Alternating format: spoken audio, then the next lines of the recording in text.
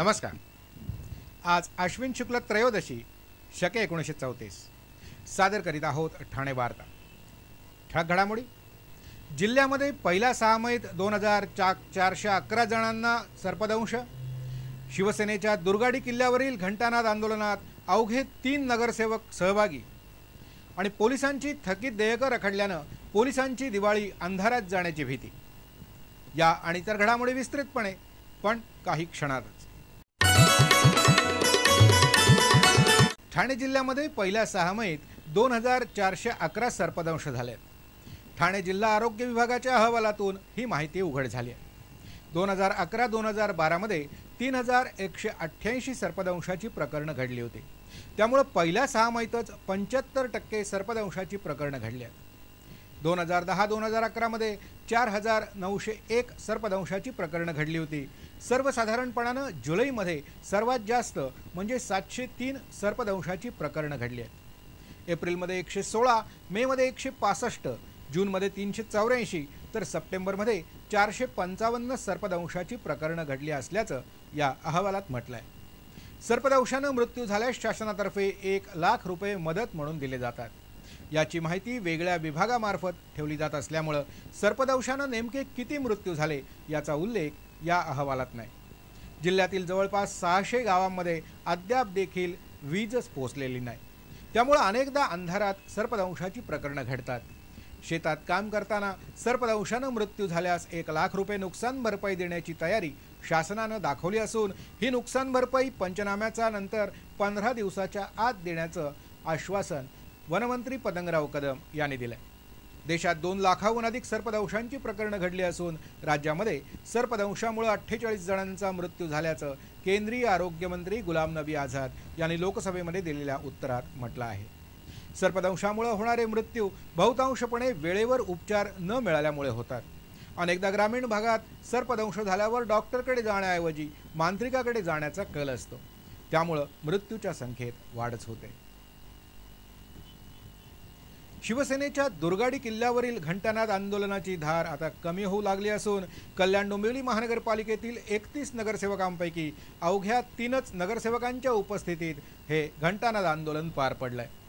शिवसेनेचे संपर्क प्रमुख आमदार एकनाथ शिंदे हे देखील नगरसेवकांची उपस्थिती पाहून नाराज झाले, पण कार्यकर्त्यांच्या उपस्थितीमुळे या नाराजीची धार थोडीशी कमी झाली। ऐतिहासिक दुर्गाडी किल्ल्यावर दुर्गा देवीचं शिवकालीन मंदिर आहे।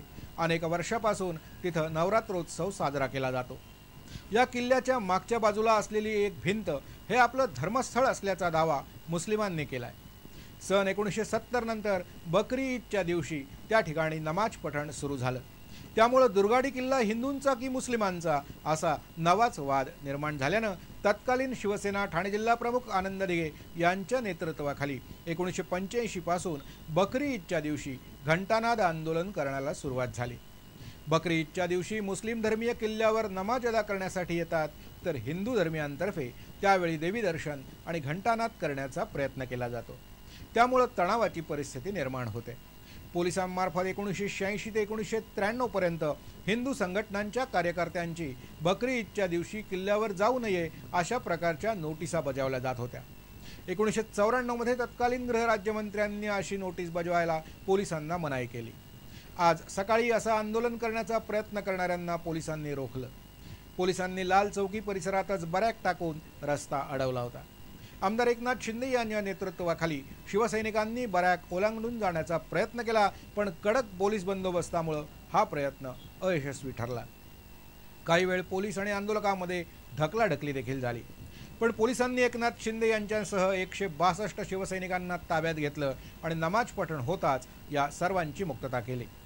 सध्या एकूणच या आंदोलनाची धार कमी होत चालली असून महापौर, सभागृह नेते, गटनेते, स्थायी समिती सभापती परदेश दौऱ्यावर गेले असले तरी महापालिकेचे अन्य सदस्य गैरहजर राहिल्यानं सर्वत्र आश्चर्य व्यक्त होत आहे।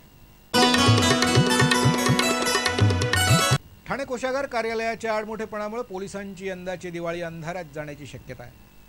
सणवार, ऊन पाऊस सर्वत्र विसरून दिवस रात्र अखंडपणाने जनतेच्या सेवेसाठी व्यस्त असणाऱ्या पोलिसांची यंदाची देखील दिवाळी कोषागार कार्यालयाच्या आडमुठेपणामुळे अंधारात जाण्याची भीती व्यक्त होते आहे।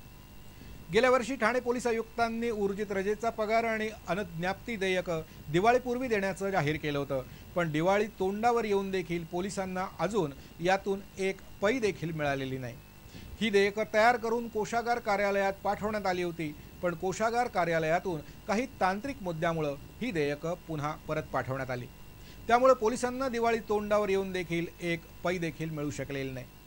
कोषागार कार्यालयाच्या या आडमुठ्या भूमिकेमुळे पोलिसांची दिवाळी अंधारात जाण्याची भीती व्यक्त होत असून पोलीस आयुक्तांनी जातीनं लक्ष घालून सर्व थकीत देयकं दिवाळीपूर्वी देण्यासाठी स्वतः प्रयत्न करावेत अशी चर्चा पोलिसांमध्ये सुरू आहे। उल्हासनगरमधील एका पोलीस निरीक्षकाला 2000 रुपयांची लाच घेताना रंगेहात पकडण्यात आलाय। पोलीस उपनिरीक्षक एस आर वाघ यांना मुंबई लुचलाचलुचपत प्रतिबंधक विभागानं ही लाच घेताना रंगेहात पकडलंय। अंबरनाथमधील राजकुमार चचाणी यांच्या पत्नीला एका फौजदारी गुन्ह्यात त्रास होऊ नये यासाठी एस आर वाघ यांनी 1.5 लाख रुपयांची मागणी केली होती। बरखा चचाणी यांना कॉपीराइट कायद्यानुसार अटक करण्यात आली होती आणि अलीकडेच त्यांची कल्याण न्यायालयानं जामिनावर मुक्तता देखील केली होती। बरखा यांना त्रास देऊ नये आणि आरोपपत्र लवकरात लवकर सादर करावं यासाठी वाघ यांनी हे पैसे मागितले होते। राजकुमार चवाणी यांनी हे पैसे देण्याची तयारी दर्शवली होती।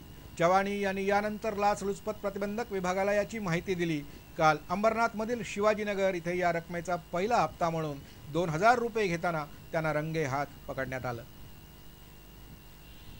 ठाणे जिल्ह्यात आज सर्वत्र बकरी ईद साजरी करण्यात आली। ठिकठिकाणच्या मशिदींमध्ये आज सकाळी नमाज अदा करण्यात आला। ठाण्यातील राबोडी, चरई, धोबियाळी या भागातील मशिदींमध्ये मोठ्या संख्येने आबालवृद्ध नमाज अदा करण्यासाठी जमले होते। कल्याणमधील दुर्गाडी किल्ल्यावर देखील नमाज अदा करण्यासाठी मोठीच गर्दी झाली होती।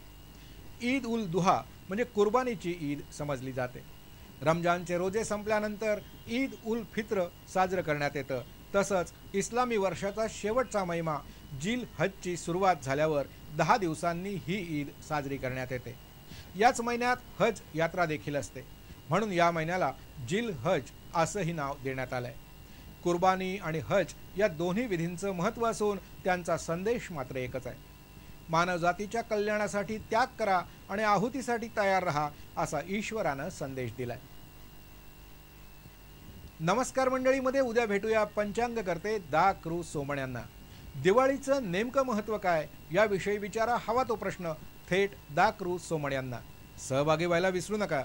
संपर्क साधा 2545 22 22 आणि 2538 22 22।